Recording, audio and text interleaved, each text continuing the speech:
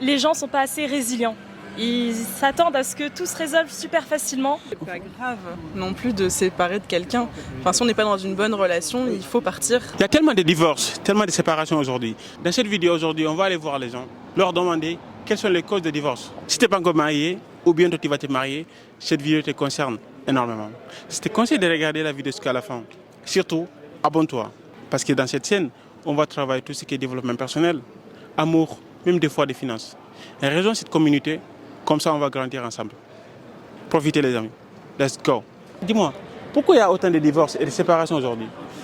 Alors je pense qu'on n'est pas beaucoup dans la communication ces derniers temps et on est très impatient. Impatient? Oui, donc C'est-à-dire? je pense que si quand il y a un problème dans le couple, on arrive facilement à trouver autre part quelque chose de mieux et je pense que ça aide pas. On m'a donné trop vraiment dans le mouvement et je pense on voit plus de divorces dans des capitales parce que c'est dans les capitales que ça bouge beaucoup, qu'on a beaucoup d'activités, beaucoup de gens rencontrés. Et je pense qu'on voit facilement quelque chose qui est plus facile pour nous, donc on va essayer de diriger. Mais est-ce que c'est parce qu'il y a la facilité des remplacements?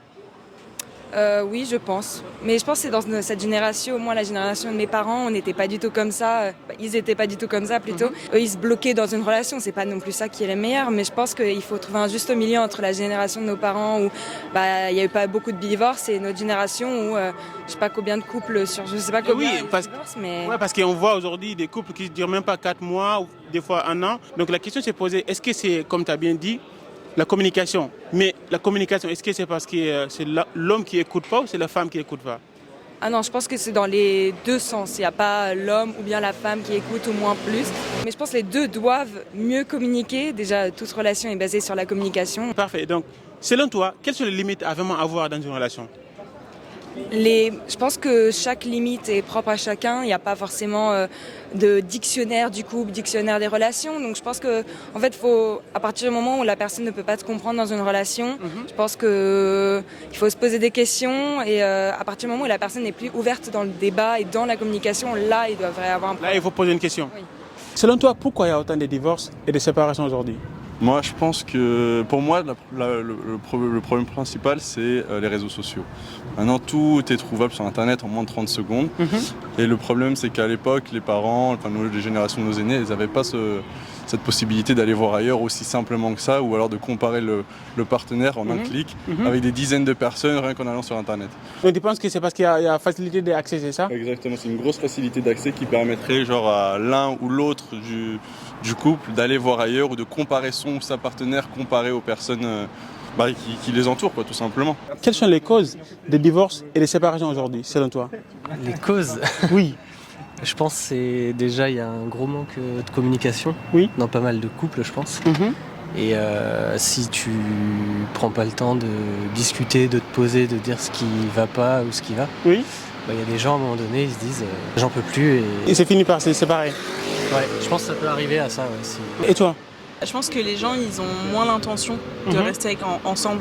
On a tellement la facilité on a du choix, en fait.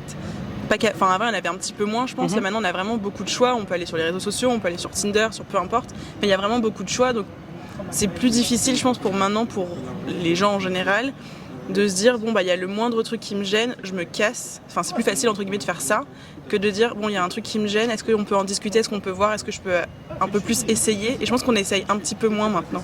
Pourquoi il y a autant de divorces et de séparations, selon toi? Selon moi, les gens sont pas assez résilients.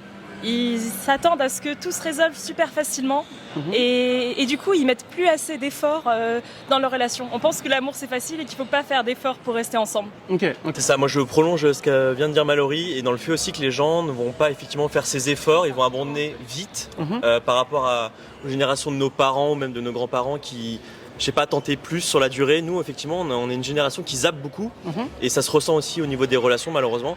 Et peut-être que, alors je dis pas qu'il faut non plus rester quand ça va pas, mais parfois, il suffit peut-être un peu de communication ou d'effort pour que ça fonctionne mieux. Et malheureusement, j'ai l'impression que de plus en plus, les gens vont dire, je m'en vais en fait. Et quand tu dis un peu de communication, c'est-à-dire, est-ce qu'il faut essayer de communiquer avant le bagarre ou après? Il n'y a pas vraiment de règle. Tu peux très bien avoir une bagarre, chacun redescend et après on va discuter à froid, tu vois, une fois que les émotions sont passées pour essayer de voir ce qui ne va pas, essayer de le résoudre et si on ne peut pas le résoudre, effectivement séparation.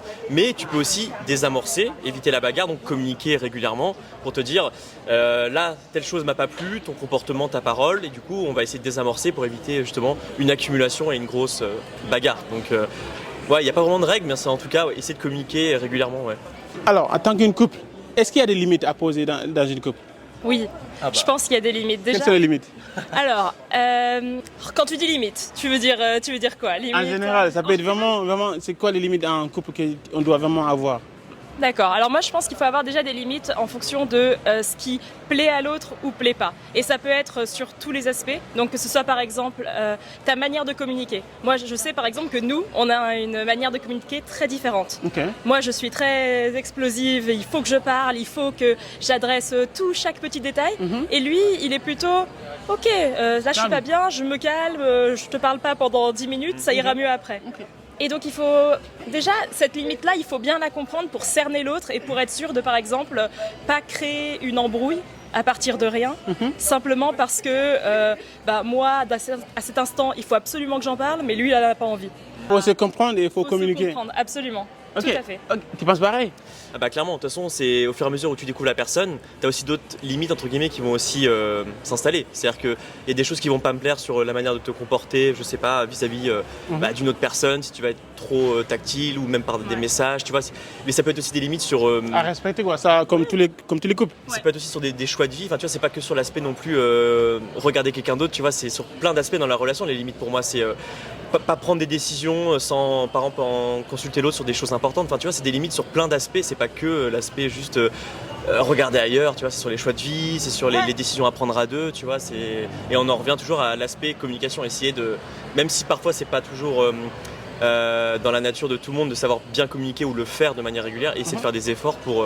Et j'en suis le bon exemple, effectivement, comme tu disais, Mallory, de faire des efforts sur l'aspect communication régulière et pour justement désamorcer ce qu'on disait tout à l'heure. Parfait. Selon vous, quelles sont les causes des divorces aujourd'hui et surtout des séparations aussi? Je pense que c'est beaucoup le manque de communication et le manque de compréhension aussi. D'accord, communication et compréhension. Est-ce que vous pouvez développer plus communication, c'est-à-dire, parce qu'on voit aujourd'hui, il y a des couples, 4 mois après, ils se séparent. Donc, pour vous... Que le manque de communication suscite l'interprétation. Les femmes sont plus dans l'interprétation et les hommes sont dans le manque de communication et eux, c'est le contraire, eux ne se sentent pas compris.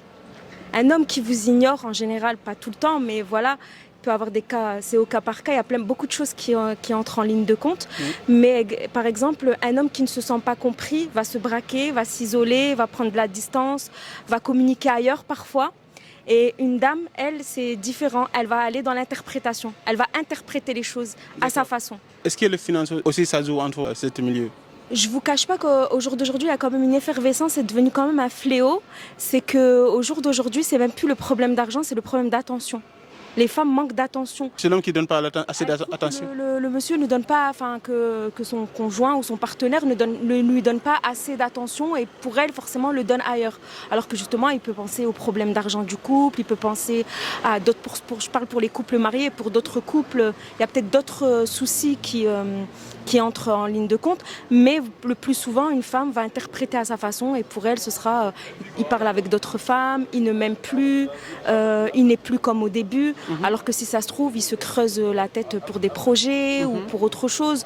Et messieurs, pareil, je pense que les femmes, elles ne sont pas magiciennes, elles ne peuvent pas lire ce qu'il y a dans le cœur ou dans les pensées d'un homme. Je pense que les hommes aussi doivent faire aussi cet effort de... Selon vous, soit l'homme ou femme, il doit communiquer entre les deux. Il ne doit pas faire juste des signes.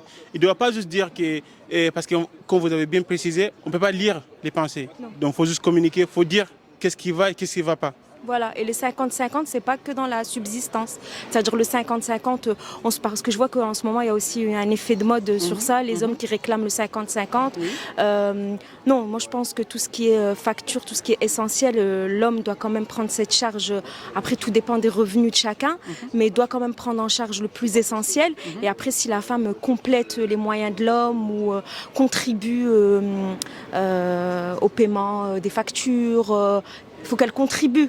mais c'est pas non plus le 50-50 où toi tu fais ci, tu payes ci, moi je paye ça, surtout quand il y a des enfants. Enfin, je trouve que c'est beaucoup plus compliqué. À la rigueur, dire à la femme, toi tu t'occupes des courses pour les enfants, de tout ce qui est vestimentaire, moi je m'occupe des factures. Ça aussi, ça peut créer, vous le remarquerez, je pense que beaucoup seront d'accord avec moi, actuellement c'est un problème de société. Enfin, je ne sais pas si c'est un problème de grande société, mais au jour d'aujourd'hui, j'entends beaucoup parler, que ce soit sur les réseaux sociaux ou à l'extérieur, de ce phénomène du 50-50 qui est en train de revenir. Oui, je vois ça aussi, je vois ça beaucoup aussi. Oui. Avant, c'était les dames qui demandaient le 50-50 pour la répartition des tâches à la maison, etc. Maintenant, c'est les hommes qui réclament le 50-50, mais pour les charges financières. Oui, je vois. Est-ce que vous êtes pour ou contre? Tout dépend des moyens de chacun. Très bien, très bien. Pourquoi aujourd'hui il y a autant de divorces et de séparations selon toi? Je pense que les gens se mettent ensemble pour les mauvaises raisons. Je pense que, ouais, c'est ça. Je pense que les gens ont peur de, je sais pas. Les gens se sentent pas bien seuls, donc ils vont naturellement se mettre avec quelqu'un, même si c'est pas forcément la bonne personne au bon moment. Et oui, je suis bien d'accord. Il faut la communication, il faut l'attention. Pas juste sacrifier une relation alors que tu peux communiquer. Donc communique avec ton partenaire. Essaye de le comprendre. Avant même de décider de laisser, avant même de décider de partir, communique avec lui, comme tu as bien entendu. Si tu es à la communication, si on communique, et surtout, si tu donnes l'attention, tu peux sauver ta relation. Donc si tu donnes la communication, tu écoutes la personne, tu essaies de le comprendre, elle va se sentir bien, elle va se sentir sécurisée. Il ne faut pas te sacrifier ta relation. Selon vous, quelle est la solution, tout simplement? D'arrêter tout ça au lieu de se séparer, quelle est la solution? Pour moi, la solution, elle se fait à la racine même de l'éducation de la personne. Si toi, tu as reçu une éducation qui veut que le problème lui se résoudre et c'est pas simplement le problème, il est comme ça, on va chercher ailleurs. Pour moi, c'est la seule solution qu'il puisse y avoir. C'est que quelqu'un soit foncièrement éduqué en la matière pour pouvoir régler ce problème par la suite quand ça arrive. Je pense, dans certains contextes, on se marie très vite. Dans certains pays, c'est un peu dans la culture de se marier très vite, très tôt. Et je pense que dans ce figure de style, il y a beaucoup de divorces. Et j'ai pu le constater autour de moi. Mais je pense qu'il faut vraiment laisser plus de temps. Les mariages, où, au bout de quelques années, je pense que, bon, des fois, il y a l'amour fou, mais sur beaucoup de mariages, à mon avis, il y a beaucoup de divorces. Donc, laisser le temps d'apprendre vraiment à se connaître, voir vraiment les défauts de la personne. Parce qu'au début d'une relation, on voit tout est rose, tout est beau. Ouais, mais... Oui, tout est rose. Okay. Donc je pense qu'il faut quand même attendre pour vraiment découvrir le vrai côté, le vrai côté pour savoir si ça va ou pas, quoi. Exactement, et surtout voir ses défauts qui est le plus important. Très très bien. Alors, vaste question. Non, mais je pense sincèrement, et ça va faire très bateau, mais c'est la communication.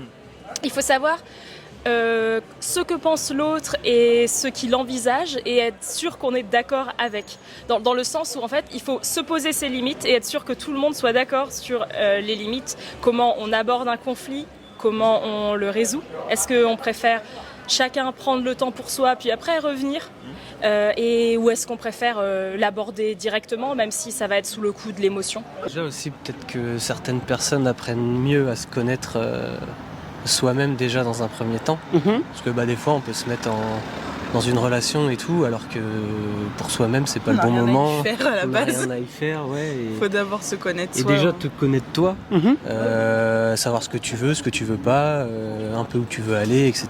Okay. Déjà à partir de là, peut-être tu te mettras moins dans des situations où, comme tu disais, ça se termine au bout de quelques mois ou 1 ou 2 ans. Très bien. Et ça, je pense déjà, ça peut aider dans un premier temps. Je sais qu'il y a des mariages qui se finissent par séparation, il y a des C'est pas grave non plus de se séparer de quelqu'un. Enfin, si on n'est pas dans une bonne relation, il faut partir. Ça sert à rien de... Enfin, tout à l'heure, je disais oui, il faut pas avoir peur d'essayer, mais il faut pas aussi avoir peur de partir. Justement, maintenant, on a la possibilité de voir quand ça va pas, de voir que certaines choses ne vont pas et que ça nous convient pas, ou ça peut être toxique, ou peu importe. Et qu'en gros, c'est ok aussi de partir d'une relation. Enfin, je pense que le mariage, il y a quelque chose de très sacro-saint avec, et à juste titre, mais c'est important d'être là pour soi-même de base. Et comme disait Romain tout à l'heure, si on se connaît pas tout seul avant, on peut pas aller dans la relation qui va nous aller après. Et une fois qu'on se connaît bien, on peut aller vers la relation qui nous va et la relation dans laquelle on va rester le plus longtemps, dans laquelle on aura envie de faire des efforts.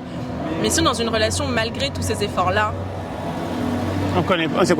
Qu'on se connaît pas, ou même malgré tous ces efforts-là, on se connaît, mais qu'au final la personne change, la personne devient une autre personne, la personne devient, même sans partir dans les violences ou autres, mais elle nous convient plus, on grandit plus ensemble, c'est aussi ok de partir, c'est aussi ok de faire attention à soi, et c'est aussi mieux pour un couple, ou dans le respect de l'amour qu'on a vécu, de dire bon là ok ça ne fonctionne pas, on peut partir.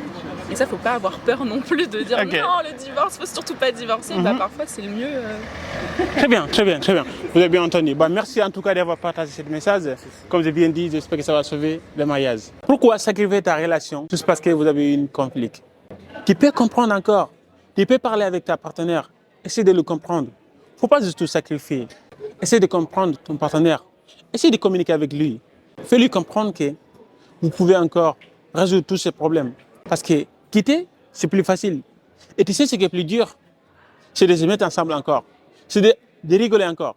Donc, rigole avec ton partenaire. Remets ensemble encore.